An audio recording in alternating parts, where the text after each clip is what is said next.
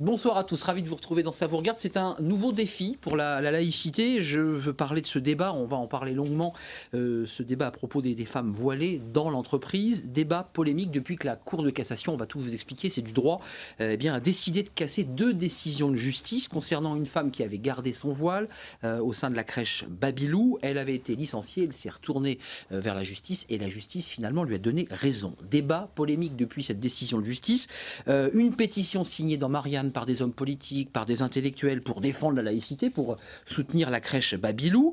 On va revenir sur la tribune de François Fillon parce qu'elle n'est pas passée inaperçue dans les colonnes du Monde, où il explique de ce vide juridique il faut faire quelque chose, une loi peut-être pour combler le vide. Et puis François Hollande a repris la main, le président de la République a repris la main lors de son interview sur France Télévisions, parlant lui aussi d'une loi pour mieux défendre la laïcité, dit-il. Je vois déjà des yeux qui se plissent. On en parle ce soir, c'est un débat sensible, complexe. On va essayer de prendre le temps d'expliquer et de revenir sur ce sujet à travers, évidemment, l'affaire Babylou. LCP.fr, c'est le site de la chaîne. Le JDD.fr, c'est notre partenaire. Je les salue et je les remercie évidemment comme chaque soir parce qu'ils sont fidèles par leurs questions. Et puis vous pouvez tweeter, cela va sans dire. Nos sentinelles citoyennes, je crois qu'elles sont connectées, ce sont des citoyens. On va leur poser la question. Il y a Olivier qui est avec nous et là on découvre Jean-Félix qui fait son grand retour dans l'émission. Il est en direct, il est devant sa webcam. Jean-Félix, militant UMP, étudiant en droit, et Olivier, voilà, on voit Olivier avec son téléphone. Merci à vous deux. Je vous présente mes invités, 4 invités pour débattre de cette question sensible. Ravi Amadi, bonsoir, député socialiste de Seine-Saint-Denis, merci d'être avec nous. Vous avez pris quelques distances par rapport à l'hypothèse de faire une loi sur cette question du voile en entreprise. Vous avez signé une tribune dans le Huffington Post. Vous dites attention, en faisant une loi, on risque de déstabiliser un peu plus encore la laïcité. Merci d'être avec nous. On écoutera dans quelques instants vos arguments. Face à vous, Geoffroy Didier, bonsoir. Bonsoir. Secrétaire général adjoint à l'UMP, conseiller régional, fondateur de la droite forte, grand gagnant. Vous l'avez cofondé avec Guillaume Pelletier. Vous faites beaucoup de propositions en matière de... Grand gagnant à l'UMP en ce moment. Grand gagnant à l'UMP, à période tourmentée, mais en tout cas, vous avez été des grands gagnants de ce courant, cette droite forte. Vous faites des propositions choc sur la laïcité. On vous écoutera dans un instant, puis on reviendra évidemment avec vous sur cette affaire Babylou. 2 experts sont avec nous sur le plateau, comme le veut la tradition. Vous êtes des experts. Alors là, c'est comme ça. bien la première fois que je suis qualifiée d'expert. Absolument. Rangé dans la catégorie des experts. Poids-mouche, Elisabeth Lévy, écrivain, directrice de la rédaction de Causeur. Vous avez Causeur devant vous. Il sort en kiosque aujourd'hui. Elle est où la caméra? Elle est là. Alors vous avez un bon titre. Vous avez votre livre. Voilà. Ça c'était votre livre. Ça c'est le livre La gauche contre le réel chez Fayard. Et Causeur, si on peut voir la couve, je sais pas parce que là on voit le livre.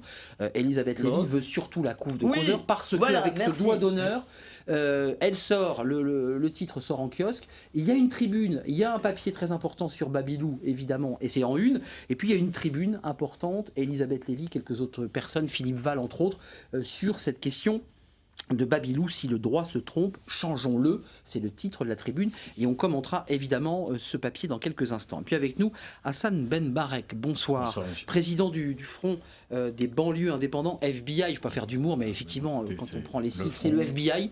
Front, rapport de force, banlieue, puisque je suis né, je viens des banlieues, et puis indépendant. Marche des beurs, vous avez cette histoire. Non, mais indépendant, ça veut dire quoi? Vous voulez l'indépendance des banlieues? Non, ça n'a rien à voir avec la notion territoriale. Je voulais juste dire que vous aussi, vous avez à votre manière fait des opérations un peu coup de poing, un peu médiatiques, des prières de rue pour empêcher la fermeture, par exemple, de la mosquée de Gennevilliers. On en reparlera peut-être. À la Défense aussi. À la Défense. Aussi, je dirais que lorsque l'UMP a lancé son débat sur l'islam, moi personnellement, sur le débat sur l'identité nationale, j'étais pour le débat sur l'identité nationale, puisqu'on avait accueilli M. Besson à la Courneuve, puisqu'au fond, pour moi, c'était un débat important, puisque ça nous permettait de dire, au fond, qu'est-ce que c'est qu'être français, concrètement. Donc il y avait une question, c'était clair. Mais lorsque l'UMP a commencé à mettre ce débat sur l'islam, là, c'était plus possible. Voilà. Alors, avant de donc débattre, il y a eu un ensemble d'actions qui ont été menées, et puis voilà. Voilà, vous expliquerez dans quelques instants. Regardons ces images, ce sujet qui repart de l'affaire Babylou pour y voir un peu plus clair, parce que c'est un sujet un petit peu compliqué sur le plan du droit. Et puis, à travers ce sujet, vous allez voir Soazic Bonvarlet, Fanny Saliou sont partis à la rencontre de chefs d'entreprise qui, très concrètement, sont confrontés à des salariés qui, ne souhaitent pas sacrifier leur religion, leur pratique religieuse à leur travail. Regardez ce reportage. Soazic Bonvarlet, Fanny Saliou. L'affaire Babylou, une polémique et un débat national relancé, celui de la laïcité. En 2008, cette crèche associative renvoie une salariée qui avait refusé d'enlever son voile sur son lieu de travail. Contestant son licenciement devant les prud'hommes, la salariée avait été déboutée avant que la Cour de cassation ne revienne sur cette décision. Dans son avis rendu le 19 mars dernier, la Cour estimait que ce licenciement constituait une discrimination en raison de convictions religieuses. La première réaction qu'on a eue avec l'ensemble de l'équipe, comment demain on peut continuer à travailler. La première chose qui nous est venue les uns ou les autres, comment est-ce que demain on peut continuer à travailler à Chanteloup-les-Vignes. Un cas porté devant la justice, un climat professionnel tendu, c'est pour éviter d'en arriver là que certaines entreprises ont pris les devants. Abdel Aissou est le directeur général du groupe Randstad. Il y a quelques mois, il fait appel à Lionel Honoré, professeur de sociologie du travail et des organisations. Il a créé en 2011 l'Observatoire du fait religieux en entreprise. Un partenariat se noue avec Randstad qui se traduit notamment par des ateliers mensuels réunissant chercheurs et managers de terrain confrontés aux demandes des salariés en matière de pratiques religieuses. Il y a la question du fait religieux lorsqu'il est transgressif, véritablement. Le refus de travailler avec des femmes, ce genre de choses. Là, il faut un cadre très clair et des décisions très claires. Ça représente un nombre de cas qui est extrêmement faible. La deuxième dimension du fait religieux, ça correspond à des demandes qui viennent des travailleurs, des salariés, qui sont des demandes d'aménagement du temps de travail, qui sont des demandes de disponibilité pour, par exemple, un jour férié, pour pouvoir prendre un jour chômé, plus exactement, pour une fête religieuse, ce genre de choses. Objectif de ce partenariat, nourrir les travaux de l'Observatoire qui peut également guider le personnel encadrant dans les réponses à apporter. Abdel Aissou le reconnaît, la plupart du temps la méthode appliquée relève du dialogue et de l'adaptation au cas par cas. Nous avons des salariés voilés, mais elles travaillent dans des fonctions où ça ne soulève pas de problème. L'enjeu, au fond, on y insiste, c'est le bien vivre ensemble en entreprise et c'est ce qui permet des interactions. L'idée, c'est de ne pas perdre une forme de bon sens au regard du Code du travail. Et au fond, c'est cette phrase, je crois, de Paul Ricoeur, du philosophe Paul Ricoeur, qui disait que le juste, c'est ce qui est entre le bon et le légal.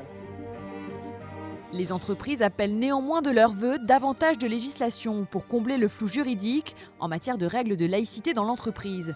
Suite à l'affaire Babylou, le groupe UMP s'est emparé de la question en déposant au bureau de l'Assemblée une proposition de loi visant à étendre l'obligation de neutralité religieuse aux personnes et structures privées accueillant des personnes mineures. Voilà, retour en plateau. Je voulais évidemment, selon la tradition, Elisabeth Lévy continue toujours à parler, mais c'est un vrai plaisir de l'entendre.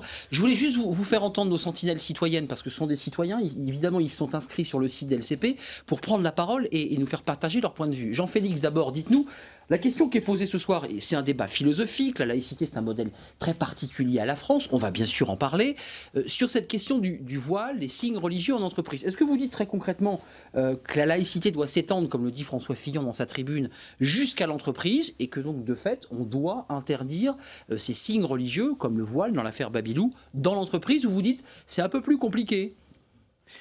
C'est un peu plus compliqué parce que la question qui se pose, c'est jusqu'où va la liberté individuelle, si vous voulez, la liberté de conscience, la liberté religieuse. Et c'est vrai que l'entreprise, ça reste quand même du domaine de la sphère privée.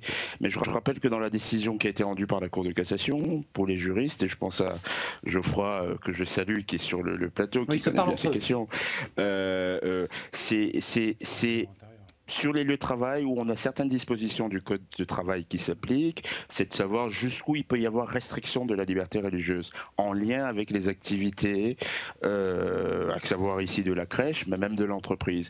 Donc à partir du moment où il y a un rapport avec le public, notamment les missions de service public ou le caractère public, ou comme François Hollande l'a dit, un financement public, alors le principe de laïcité trouve son application. D'où découle la fameuse neutralité, car c'est ça le sujet. Merci, mais la difficulté vient du fait que c'est l'entreprise, c'est la sphère privée, et je pense qu'il faut légiférer, c'est-à-dire faire passer un texte à l'Assemblée dans lequel les entreprises intègrent dans leur règlement intérieur le respect de cette fameuse clause de neutralité qui découle de l'application du principe de laïcité. Jean-Félix est juriste, vous l'aurez compris, mais depuis quelques années, je vous cite la phrase, on va la revoir, et je vais demander à Olivier et après à mes invités, puisque c'est le débat qui va commencer, mais depuis quelques années, on assiste, dit François Fillon, à la montée en puissance de revendications relatives à l'expression, je le cite, à l'expression religieuse dans les entreprises.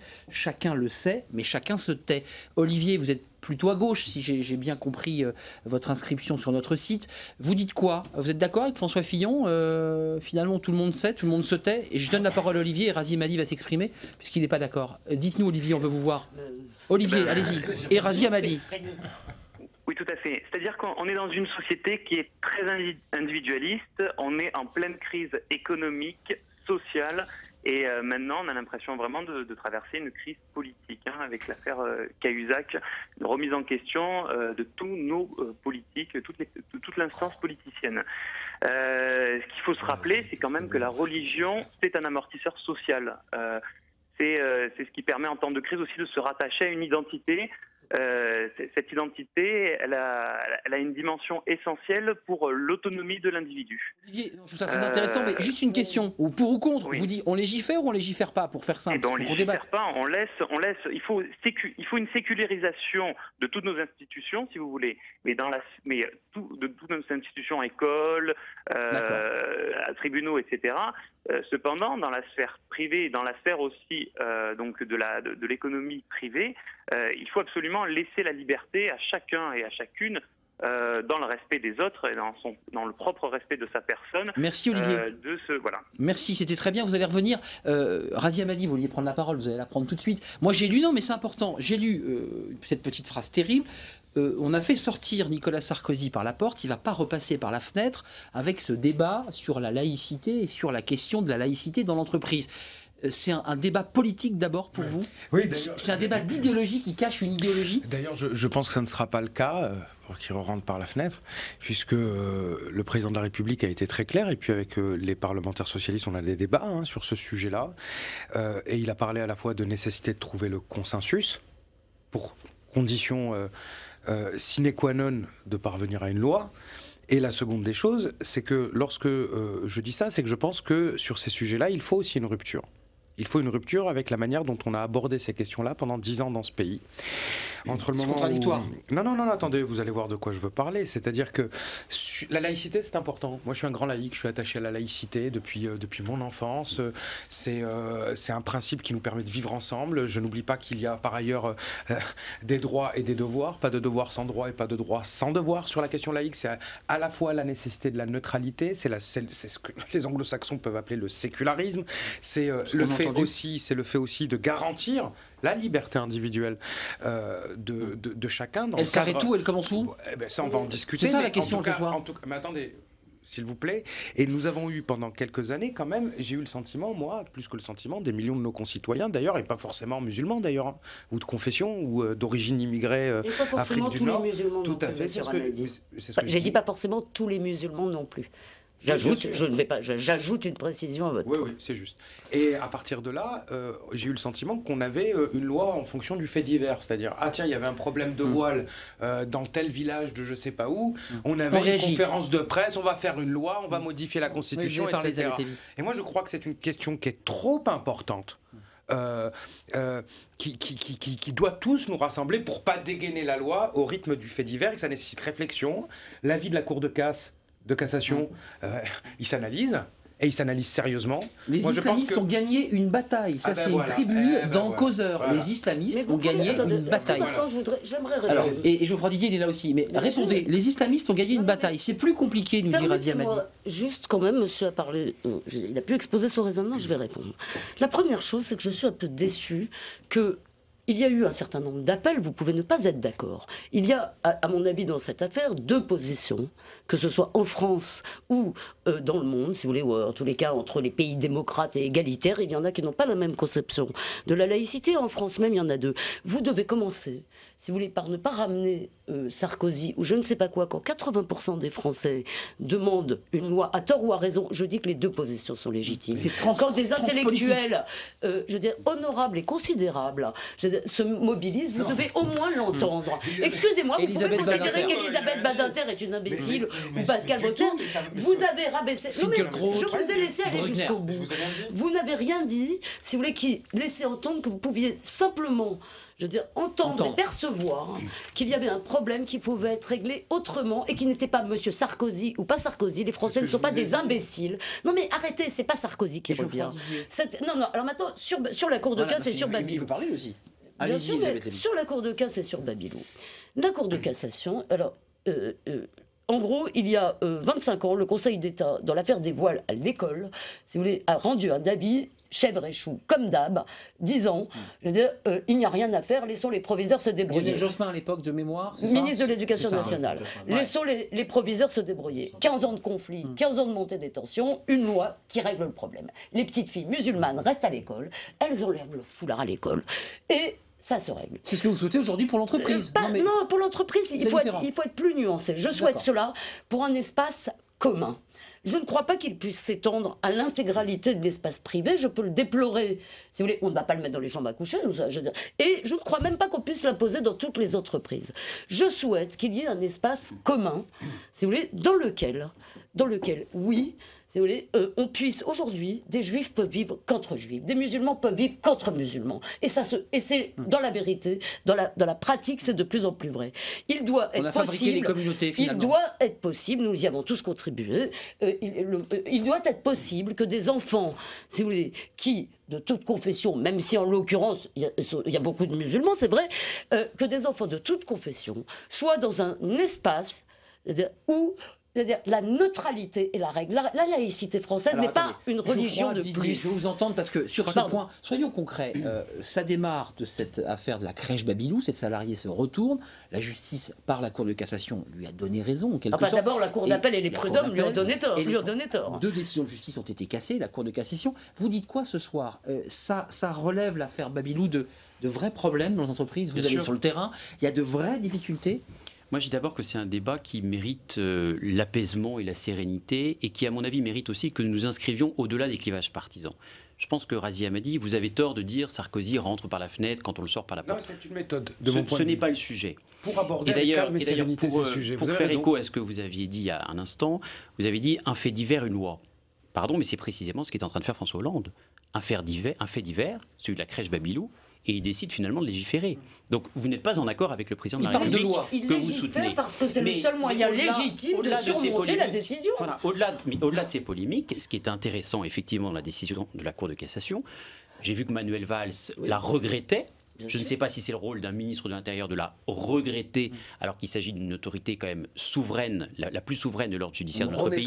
Et il le fait devant la représentation nationale. Mais justement, moi, je ne regrette pas la décision de la Cour de cassation. Je dis juste, la Cour de cassation fait ce qu'elle peut à droit constant, et c'est là où s'arrête le rôle du juriste. Elle dit le droit. Oui, mais c'est là où s'arrête le rôle du juriste et intervient le rôle du responsable public et du politique. C'est que si cette loi ne nous convient pas, alors changeons-la. Et je pense que la ligne de démarcation, ce n'est pas l'administration ou l'entreprise privée, c'est le principe d'accueillir du public. Et je pense qu'effectivement, dans toutes les structures d'accueil privée, comme une crèche, il faut imposer le principe de neutralité et de laïcité, parce que la laïcité, qu'est-ce que ça signifie pour nos téléspectateurs? Ça signifie que chacun a le droit d'exercer librement son culte, mais en même temps, je vous le dis avec la même force, c'est cet exercice de la religion, il doit se faire dans les limites de la République. Juste Hassan Ben Barek, parce que Razia Madi veut réintervenir, parce qu'on a commencé par lancer le débat politique, évidemment. Est-ce que c'est un vrai sujet politique? Est-ce que c'est un sujet de société? Vous dites quoi, vous, ce soir? Je vous repose ma question de manière un peu pragmatique, parce qu'il y a des Français qui nous regardent. Est-ce que ça pose un vrai problème, vous qui êtes aussi sur le terrain, auprès des chefs d'entreprise, auprès des salariés? Est-ce qu'il y a des difficultés aujourd'hui pour travailler dans de bonnes conditions lorsqu'on veut bien vivre sa religion? Parce que c'est de ça dont il est question. On entend des messages, des témoignages de chefs d'entreprise. Et c'est pas forcément simple. Qu'est-ce que vous dites? Il faut pouvoir faire ce que l'on veut dans l'entreprise. Comment on fait? Ce serait bien le seul domaine. Alors, j'aurais d'abord, avant de répondre à la question, une petite pensée pour la famille Moulin-Fournier et les 4 enfants qui sont toujours détenus au Nigeria depuis le 19 février. Et c'est vrai qu'on n'entend pas trop parler de cette affaire, quoi. Voilà. Donc ça, mais votre mouvement est impliqué, je sais, sur la question de... Pas impliqué, je dis simplement que... voilà, il y a une famille qui est détenue en otage en Afrique. Et nous sommes certains que l'État fait tout ce qu'il faut. Voilà, et qu'au fond, on a un peu l'impression que... C'est juste une assise, hein, c'est une parenthèse qui n'a rien à voir avec la crèche Babylone. Voilà, donc vous vouliez le dire, ça y est, c'est dit. Je l'ai dit, voilà, c'est ce qui était important. Maintenant, concernant, je dirais, bon, si vous voulez, en tant qu'acteur de terrain, puisque j'ai eu l'occasion un peu de suivre un peu ce qui a pu se passer depuis un certain temps, bon, je regrette un petit peu, je dirais, l'attitude qui a été celle un peu de l'UMP dans cette affaire dès le départ. Parce qu'au fond, lorsque on a commencé à mener des actions, lorsqu'on a commencé à mener des actions concrètement, allez-y directement sur le reproche. Voilà, non. Franchement, on va faire un débat politique. Non, mais c'est très important. Non, c'est très important. Bon, depuis 10 mois, on a une société plus ou moins apaisée sur la question des musulmans. Voilà. Moi, je regrette. Depuis l'élection de François Hollande. Depuis les... Non. Mon propos politique est très clair. C'est que lorsque le hasard fait que c'est l'élection de François Hollande. C'est pas ce que pense Madame Baléato. Attends, mais lorsque l'UMP a commencé à lancer son débat sur l'islam, à l'intérieur de l'UMP, des hommes politiques de droite relativement importants ont dit c'est dangereux. Attention. Ça va dériver. Attendez, vous dites quoi? Il ne faut pas ouvrir la boîte de Pandore de nouveau avec un débat sur le voile? Je ne dis pas. Non, mais écoute-moi. Non, vous avez le droit de parler d'islam en France, d'accord? Et on en parle, bon, depuis 89, depuis l'affaire des femmes voilées de 89, où il y a eu en tout cas un décret qui avait été pris par le Conseil d'État qui appelait à la neutralité un petit peu. Vous parliez de position Michou, voilà. Depuis 20 ans, on n'arrête pas de stigmatiser, de venir chercher des poux musulmans. Alors je dis tout simplement d'une façon très claire, les musulmans dans ce pays, dans leur grande majorité, respectent la laïcité. Ce sont des gens modérés, ce sont des gens qui souhaitent pratiquer leur religion, je dirais, dans la dignité. Non mais là on parle pas de cela, si je peux me permettre, on parle de difficulté. Dans la dignité, dans le calme. Non mais c'est très important. Les trains qui valeurs, c'est sympa. Non, c'est très important ce que je viens de dire, parce que le sentiment qu'on a, nous, en tant que musulmans modérés et laïcs, d'accord, c'est qu'en fin de compte, on n'arrête pas de chercher des poux musulmans. Et on prend à chaque fois prétexte d'une affaire pour à chaque fois légiférer, sortir une loi. Et j'ai l'impression qu'à ce rythme-là, je pense qu'il va... C'est plus possible. On réouvre la boîte. Razia m'a dit. C'est pas réouvrir la boîte. Non, mais Razia m'a dit. On ouvre la boîte de Pandore. Attendez, Geoffroy Didier vous dit, vous êtes un peu en contradiction parce que le président veut une loi. Vous dites. Oui, non, le président a dit. Non, la loi petite enfance, il la faut absolument. Le président dit il faut une loi et pour y parvenir, il faudra le consensus. Moi, je constate qu'aujourd'hui. Attendez, mais est-ce qu'on peut discuter du fond?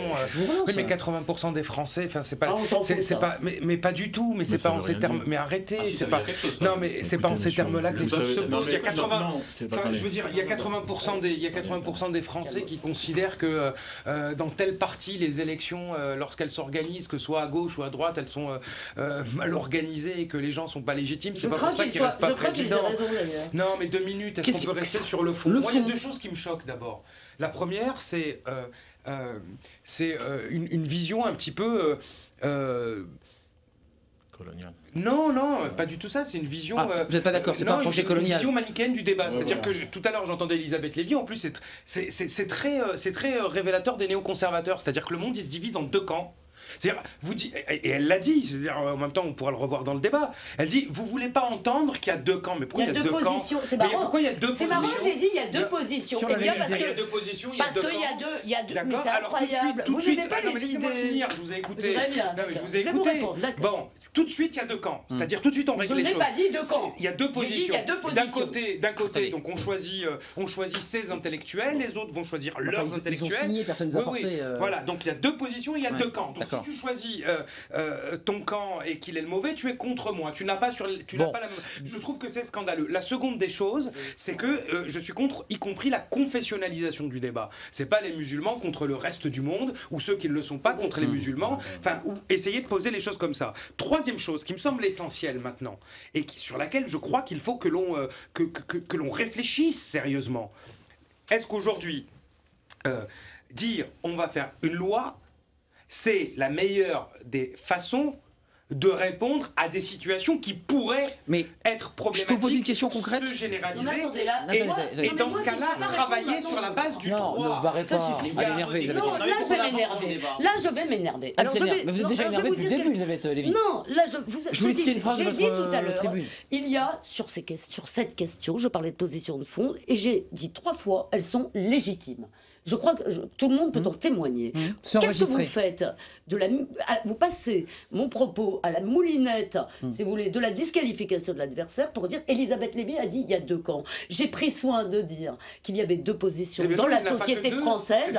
D'accord. Alors, il y en a certainement plus. Je vais essayer de résumer. Bien sûr. Juste ce qu'est pour moi, d'accord, et disons la vision certainement traditionnelle, peut-être plus traditionnelle de la laïcité française, qui n'est pas... Allez au bout, allez au bout. La laïcité qui n'est pas la laïcité que vous appelez ouverte. La Cour de cassation. Pour moi, la laïcité, c'est la laïcité. Non, Elisabeth Lévy, non. Je finis mes phrases. Ah bah non, mais non, attendez, restez assise. Il faut être un porte-parole pour essayer de défendre une idée jusqu'au bout. Écoutez, moi je vous le dis très clairement, pour moi la laïcité elle est ni ouverte ni fermée. Non, restez ici. Mais pour la défendre, il vaut mieux être ouvert que fermé. Non, mais restez ici, mais tout le monde veut se barrer en ce moment. Mais Razia m'a dit revenez. Non, mais bon, alors Elisabeth Lévy, vous avez donc gagné le cocotier, comme on dit. Je ne veux pas gagner, je veux pouvoir défendre une idée sans qu'elle soit transformée de façon malveillante. Alors, moi je voulais quand même... Alors je voulais aller jusqu'au bout de cette idée de la laïcité, parce que peut-être monsieur Ben Barek, je veux dire, acceptera que ce que j'ai dit n'est pas il y a 2 camps, j'ai dit, voilà. Il y a, et dans le monde, pourquoi dans le monde nos lois sur le voile, si vous voulez, choquent beaucoup de gens, des Américains, des Suédois, je veux dire, des gens tout à fait démocrates et égalitaires. Parce que dans l'équilibre qui est, je veux dire, celui que tout régime, disons, doit établir, si vous voulez, toute culture politique établie entre différentes libertés, d'accord ? Il pense que la liberté individuelle de croyance doit prévaloir dans le sens où elle ne saurait être limitée que dans des cas exceptionnels. Par histoire, par tradition, par culture, et aujourd'hui, à mon avis, par obligation, parce que je crois que ça, nous le devons d'abord aux enfants des cités. Je parle de la petite enfance. J'ai une question à poser après. La France a eu traditionnellement une conception un peu plus rigide, qui demandait d'abandonner un peu plus à la porte, et qui était de faire de la laïcité le code de notre grammaire commune. Et pourquoi le voile ? Parce que la visibilité des femmes dans l'espace public est une très vieille affaire en France. Alors, je vais vous faire plaisir, parce que je ne sais pas si Razia Madi va venir, peut-être qu'il nous entend en régie, je lui propose de revenir s'il le souhaite. Écoutez, juste cette petite phrase, elle est importante, parce que ceux qui nous regardent veulent y voir un peu plus clair. C'est un débat, on le voit, passionné, bien plus passionné qu'on l'imaginait en arrivant. Les islamistes, je vous cite dans votre tribune, ont gagné une bataille. Ça fait des années que Natalia Baleato, qui est une Chilienne qui dirige la crèche, se dresse... Française d'origine chilienne, se dresse face à ces islamismes. Dans une solitude, dites-vous, dont nous sommes tous responsables. Qu'est-ce que vous dites de cette femme qui accueille 24 heures sur 24, pour être concret, des femmes qui posent leurs enfants à 3 heures du matin, à 4 heures du matin, à 6 heures, parce qu'elles travaillent de nuit, 7 jours sur 7. D'accord, mais concrètement, lorsqu'on parle des islamistes, concrètement, là, directement, on stigmatise encore les musulmans. Là, les islamistes, c'est une frange extrémiste, mais c'est pas l'ensemble des musulmans de France. D'accord, non, c'est ceux-là qui ont gagné. Je peux me permettre de parler. Vous êtes tout seul. Là, il est tout seul. Alors, si vous partez, il en est très, très mal. Alors, concrètement, sur la conception qu'est celle des Américains, puisque vous parliez sur la conception qu'est celle des Américains aux États-Unis, être un homme de foi, être un homme religieux, c'est perçu comme quelque chose de bon. D'accord ? Alors, c'est pour ça que les présidents américains font toujours référence à Dieu, parce que pour eux, ça, c'est le modèle américain. Le modèle américain. Pour eux,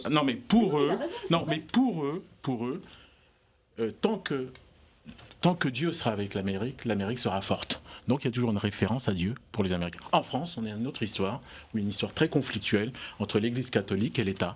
Et donc voilà. Alors ça fait 2 siècles que ça dure, depuis 1789. En tout cas, ça remonte depuis très loin, mais en tout cas, ça a commencé depuis 1789. 1791. Bon, ça s'est un peu calmé avec Napoléon, ça s'est un peu calmé lorsqu'il y a la signature du Concordat, et visiblement depuis quelques années, ça repart, depuis 20 ans, ça repart. Pourquoi ? Mais pourquoi ça repart ? Non, mais j'ai une question concrète. Je parle de la directrice de la crèche qui accueille 24 heures sur 24, 7 jours sur 7. Elle dit à sa salariée, c'est pas dans le règlement, vous êtes voilé, vous partez. C'est ça dont je vous parlais. On peut refaire l'histoire de France jusqu'au mérovingien. Non, c'est d'avoir des références. Pourquoi ? Qu'est-ce qui pose problème au jour d'aujourd'hui dans la société française ? C'est le fait qu'il y ait de plus en plus de musulmans. Le fait que pour beaucoup de Français, le fait de voir des femmes voilées, ils le vivent comme une forme d'agression territoriale. Et donc, c'est pour ça qu'on a des statistiques relativement importantes, où vous avez 70% des Français ou 80% des Français qui disent, au fond, on estime que l'islam n'est pas compatible avec la République. À cause de ce voile intégral dont vous faites référence. Non, du voile tout simple. Du voile tout simple. Non, je parle. Non, voilà. Donc, non, mais c'est important de précision parce que ceux qui nous regardent font la différence. Je trouve que vous dites quelque chose de tout à fait juste. Je crois, Didier, vous me permettez. Je vous entends parce que vous êtes resté silencieux. Vous souhaitiez un débat serein, malheureusement, il n'a pas eu lieu. Je vous donne la parole juste après. On a encore plus de temps puisque Razia Madi est parti. Juste une question. Qu'est-ce que vous dites là ce soir à cette femme, puisqu'il y a une tribune qui est signée, il y a cette directrice de crèche qui a l'air un peu désemparée. Ça se passe, pour ceux qui ne connaissent pas le dossier, à Chanteloup-les-Vignes, qui est une ville où il y a une multitude de communautés. Qu'est-ce que vous dites ce soir? Quelles sont vos propositions concrètes côté droite forte concernant ce voile dans l'entreprise? J'observe déjà, puisque tout à l'heure vous avez parlé de l'UMP, que c'est Nicolas Sarkozy qui a eu le courage d'interdire, pardon Elisabeth Lévy, je vous ai laissé parler, d'interdire le port de la burqa dans l'espace public. Et c'est d'ailleurs une loi à laquelle les Français ont adhéré en masse. 200-300 femmes, ce qui était mineur, mais bon bref. Je regrette que le Parti Socialiste, qui a fait la chaise vide ce soir, n'ait pas été au rendez-vous au moment de cette loi et avait aussi fait la chaise vide. Bon. Et puis maintenant, on est confronté effectivement à un sujet difficile, un sujet sensible, un sujet douloureux. Est-ce qu'on peut accepter qu'une femme, en l'occurrence musulmane, puisse exercer sa religion de manière libre? Oui. Est-ce qu'on peut accepter que le principe de laïcité soit violé dans une structure d'accueil? Non. Et bien sûr que les deux s'entrechoquent, mais il y a un moment, il faut faire des choix. Et ça, c'est le choix des politiques, des responsables publics. Et moi, je suis d'accord avec François Hollande lorsqu'il en tire un enseignement concret, c'est-à-dire qu'ils disent, dans une structure d'accueil pour les enfants, il faut que le principe de laïcité soit vécu. Mais moi, j'irais plus loin que François Hollande. Je pense qu'il faut aller bien plus loin. Et que dans toutes les structures d'accueil du public, qu'il s'agisse d'enfants ou pas, que l'on soit dans une entreprise privée ou que l'on soit dans une administration, là c'est déjà le cas, il ne doit pas y avoir de manière ostentatoire d'exercer sa religion, que l'on soit musulman ou ailleurs. Ce n'est pas, monsieur, contre les musulmans que j'ai dit ça. Moi j'ai un profond respect pour les musulmans, je vous le dis. Et j'ai un profond respect pour l'immense majorité des musulmans qui exercent leur culte dans la sérénité. Le problème, c'est qu'on je serai toujours là. Les internautes pas pour l'islamisme et le fanatisme. D'accord, mais le problème, on ne parle pas d'islamisme, on n'est pas là pour parler d'islamisme. Non, c'est en réagissant à cet article. Donc en France, il n'y a pas d'islamisme. Il n'y a pas d'islamisme en France, monsieur? Écoutez, c'est extrêmement... Mais vous êtes le seul à penser ça. Non, mais je peux pas... Non, mais je vous le dis... Il n'y a pas d'islamisme en France, monsieur. Mais est-ce que vous vous rendez compte de ce que vous dites à la télévision devant les téléspectateurs? Je dis simplement que c'est des phénomènes. Je dis simplement que la grande majorité des musulmans... Déjà, on avance. D'accord. Que la grande majorité des musulmans sont des gens tolérants et qu'en fin de compte, on ne... Oui, mais vous dites à chaque fois, certes, vous le dites, mais à chaque fois, on nous ramène à chaque fois une affaire, comme il y a encore quelques temps, puisque vous parliez par rapport à l'UMP. L'UMP, bon, personnellement, moi... je suis... que vous n'étiez pas UMP, mais ça, c'est libre à vous. Vous vous trompez, puisque j'étais... Non, ma famille politique est de droite, d'accord? Mais lorsque j'ai commencé à voir qu'à l'intérieur de l'UMP, M. Sarkozy commençait à vouloir instrumentaliser l'islam à des fins électorales. Je vous dis... Mais je suis désolé que vous l'ayez perçu comme ça. Mais c'est étonnant, juste pour reprendre vos mots. Je vous dis que vous disiez... Et partez pas. Restez Elisabeth, je vous laisse la parole. Vous avez dit dans la même phrase, une chose avec laquelle je suis d'accord et une chose avec laquelle je ne suis pas d'accord, et ces deux choses-là sont totalement contradictoires factuellement. Vous avez dit d'un côté, il n'y a pas d'islamisme en France. Mais évidemment, il y a de l'islamisme en France. Et vous avez dit ensuite, l'immense majorité des musulmans exercent leur culte de manière apaisée. Et là, je suis d'accord. C'est l'immense majorité. Il y a une petite minorité qui fait beaucoup de bruit et contre laquelle nous combattons, et c'est celle de l'islamisme. Non, mais elle fait beaucoup de bruit comment? Puisque là, visiblement, on est pour un problème. On est pour un problème sur le voile. Parce que tout le monde va partir. Juste cette petite phrase. Elisabeth Lévy, juste vous dire que d'abord, on ne va pas s'énerver parce que c'est un débat qui doit être serein. Il faut qu'on puisse s'écouter. Ne vous énervez pas. Vous allez avoir la parole. Il y a des sentinelles citoyennes qui sont nos citoyens et qui viennent dans l'émission et eux aussi sont frustrés. Donc je vais d'abord donner la parole à Jean-Félix qui va prendre 10 secondes de parole. Olivier va nous donner son point de vue parce qu'il s'est passé et dit plein de choses. Et ensuite, vous allez pouvoir vous exprimer sur ce texte où vous parlez, vous, clairement, des islamistes qui ont gagné une bataille. Et je vous cite. Jean-Félix, dites-nous, parce que le débat est animé, passionné. On a failli se retrouver à deux. J'ai failli partir moi aussi. On vous écoute, Jean-Félix. Moi, je crois que vous faites un peu le débat, tout le mérite d'être, mais je crois que là, le débat s'est porté sur notre terrain, islamisme, musulman, etc. Je ne crois pas que ce soit ça le sujet. La décision de la Cour de cassation sur l'affaire Babylou, elle est très intéressante parce qu'elle pose la question de savoir jusqu'où va la neutralité et la capacité à exprimer la liberté religieuse dans l'entreprise. C'est ça le problème, c'est ça le débat. Voilà où les juristes ont du pain sur la planche. Mais il est pollué parce qu'il y a des suspicions politiques derrière. Donc moi je crois qu'on va dans la bonne voie avec cette législation qui aura lieu, qui aura pour but d'intégrer l'idée de neutralité. On n'est pas contre l'islam, on n'est pas contre la religion musulmane. Attendez, Jean-Félix, je peux vous poser une question. Vous êtes un juriste. Jean-Félix, c'est quoi pour vous, citoyen et un peu juriste, cette notion de neutralité? On peut exercer à l'intérieur de l'espace de l'entreprise, dans des espaces réservés, son culte, sa religion, ou pas du tout? C'est une question concrète, ça. Eh bien, je vais vous dire, moi j'ai fait l'effort d'aller regarder l'arrêt dans ce qu'il disait en profondeur. Et vous avez le procureur, l'avocat général de la Cour de cassation, Bernard Albiger, qui parlait des entreprises de tendance, qu'on appelle en France les entreprises de tendance, où vous avez une morale, une doctrine ou une éthique qu'on promeut. Et c'est sur ça qu'il a fondé d'ailleurs le rejet de pourvoi. Et il parlait d'entreprises à caractère laïque, où vous avez des personnes, la liberté individuelle des personnes sont inférieures à la doctrine qui est professée par l'entreprise. C'est ça dont il s'agit. Le débat sur la laïcité, naturellement, il faut légiférer. S'il en vient l'utilité de légiférer. Et si problème il y a la difficulté, c'est l'entreprise, la sphère privée, et l'idée de neutralité qui Elisabeth doit être Lévy. Merci Jean-Félix. Merci Jean-Félix. Attendez, Elisabeth Lévy, je peux poser une question parce que vous mettez les pieds dans le plat, je le repose, puisqu'on tout à l'heure on a parlé des islamistes, c'est moi qui ai repris votre texte. Vous parlez des islamistes, vous dites qu'elle se dresse, cette directrice, j'ai utilisé le mauvais mot tout à l'heure, contre la puissance et la solidarité communautaire et leur conception, vous parlez de leur conception de l'ordre social. Alors, et cette femme serait seule dans un monde comme ça terrible. Racontez-nous, racontez-nous. Je vais vous raconter, je voudrais...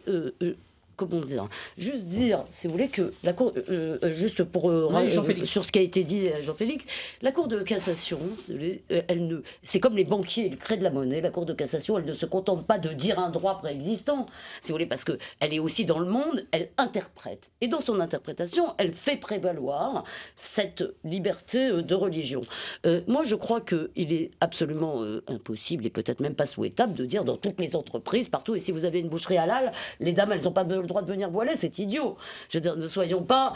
simplement, il doit être possible, effectivement, d'imposer la neutralité. Par ailleurs, il y a un certain nombre de revendications qui sont aussi d'ordre des horaires de prière, etc., qui posent de plus en plus de problèmes. Donc maintenant, je dis un mot sur Natalia et sur la façon dont ça se passe.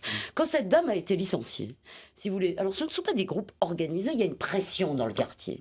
Une pression... C'est diffus. Une pression des barbus. Voilà. Je suis navré, c'est comme ça qu'on les appelle en Algérie, c'est comme ça. Voilà. Une pression des frères, si vous voulez, qui, au moment où cette dame a été licenciée, ils ont essayé de faire des faux témoignages à des filles de la crèche qui me l'ont raconté, qui sont elles-mêmes musulmanes. Entre musulmans, on ne se fait pas ça. Après, je vais te demander qu'on réveille les mômes pour faire la prière. Ici, il n'y a que des musulmans, donc, je veux dire, c'est bien normal si on mange halal, etc. Et c'est incessant, il y a une pression sur elle, elle reçoit des menaces. Donc, je veux dire, or, je voudrais vous dire, vraiment, je vous le dis, monsieur Benbarek, je suis sincère. Je veux dire, cette dame se bat pour l'émancipation. Alors, vous avez peut-être... Il y a une chose que je voudrais vous dire. Je ne crois pas que ce soit la stigmatisation des musulmans. Je crois, et moi je m'y efforce, et quand nous ne le faisons pas assez, nous devons le rappeler à chaque fois.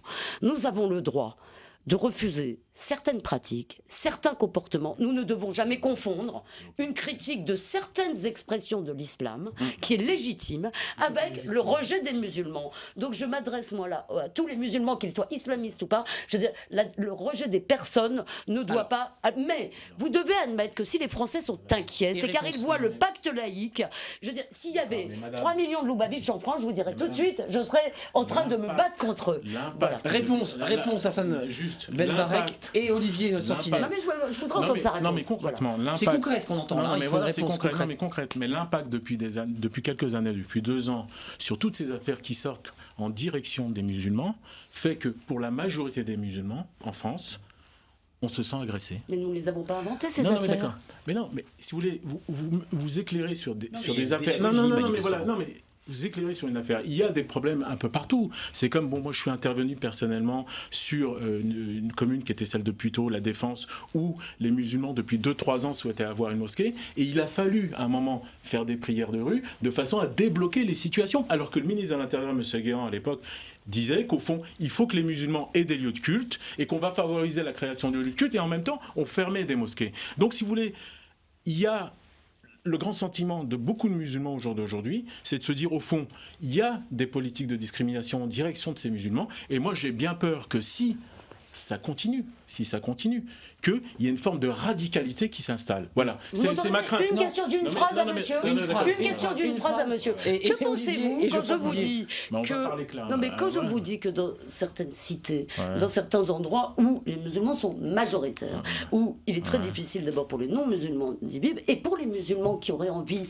si vous voulez, comme ça s'est passé pour plein de minorités, d'oublier un peu tout ça, de rester dans la tradition sans y être, et de vivre, de bouffer pendant Ramadan si ça les amuse, c'est impossible. Je voudrais vraiment que vous me répondiez sincèrement à ça, parce que si vous voulez, depuis quelques années, y compris parmi les musulmans, et parmi ce qui s'est passé, c'est le groupe, l'ordre social reprend Elisabeth Lévy, faites une pause. Olivier, je veux vous intervenir parce que vous êtes... Voilà, il va répondre. Et puis j'ai Antoine Geoffroy Didier, parce que il y a quand même des points précis. Il y a une loi qui a été évoquée par le président de la République. Est-ce qu'il faut un travail parlementaire? Parce qu'on voit bien qu'il faut de la pédagogie autour du sujet. Dites-nous, Olivier, vous dites quoi, vous, la sentinelle citoyenne? On a entendu votre point de vue tout à l'heure. Comment vous rentrez dans ce débat-là, maintenant? Alors, si vous voulez, ce que j'aimerais préciser quand même, c'est que j'habite à Marseille et qu'à Marseille, on a une mixité sociale qui est très, très, très importante et qui est très enrichissante. J'aimerais m'adresser particulièrement à Monsieur Didier, en fait. J'ai écouté ce qu'il disait à propos d'un lieu qui accueillerait le public, un lieu accueillant le public, donc ne devrait pas avoir de connotation religieuse, etc. C'est ce qu'il a dit. J'aimerais m'adresser directement à cette personne-là. Il est là, allez-y. Oui, voilà, je le fais. Je vais être très clair avec vous.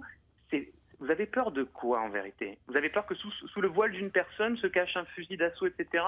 Le problème étant qu'à force de montrer du doigt ces populations, à force de chaque fois en faire un argument électoral, parce que c'est à partir de ça que vous arrivez à avoir des élus.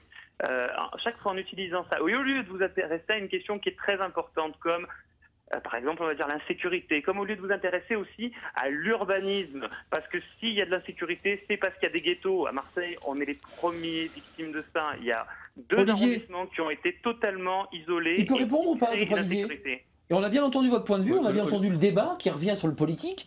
Il y aurait une utilisation et une utilisation un petit peu politicienne. Olivier, si on m'a invité sur un débat sur la laïcité, par respect pour ceux qui nous écoutent, je parle de laïcité. Si on m'avait invité sur un débat sur l'urbanisme ou sur l'insécurité, j'aurais parlé de l'urbanisme et de l'insécurité. Et j'ai plein de choses à dire sur l'urbanisme et sur l'insécurité. Il s'avère que la laïcité est un sujet en soi. Et d'ailleurs, lorsque je souhaite, comme François Hollande manifestement, qu'il y ait une loi pour limiter les signes ostentatoires de religion dans des entreprises privées accueillant du public, ce n'est pas uniquement contre... l'islam, puisque vous m'accusez d'être en gros anti-musulman, Olivier, ça peut être contre les signes ostentatoires de n'importe quelle religion. Mais ce qui est quand même important de dire, au fond... Réponse, un petit mot chacun, ça se termine. C'est très court. Ce qui est quand même important de dire, c'est que lorsqu'une femme musulmane porte le voile, c'est un signe d'appartenance à une communauté religieuse. Mais pour vous, c'est un signe politique. Non. Si. Non. Je pense que pour vous, c'est un signe politique. C'est parfois. Bah voilà. C'est parfois un signe politique. C'est parfois. Moi, non, je mais dis juste pour qu'il y a vous, vous le percevez comme un signe politique. Au nom de quoi? Au nom de quoi? Au nom de quoi? Au nom de quoi l'État peut se permettre de dire à une personne. Attendez, laissez-moi finir ma phrase. Au nom de quoi l'État peut se permettre de dire à une personne, vous devez croire à telle chose ou croire à autre chose. Non, c'est ce que je vous dis moi. Voilà, c'est ce que je vous dis. Donc s'il y a des gens, s'il y a des femmes qui souhaitent mettre, s'il y a des femmes qui souhaitent porter le voile, je dis bien porter le voile, c'est parce que c'est le signe d'appartenance. Un mot, je vais vous répondre. Il y a le signe d'appartenance. J'ai compris votre question. Il y a un sentiment d'appartenance, monsieur, à une communauté religieuse.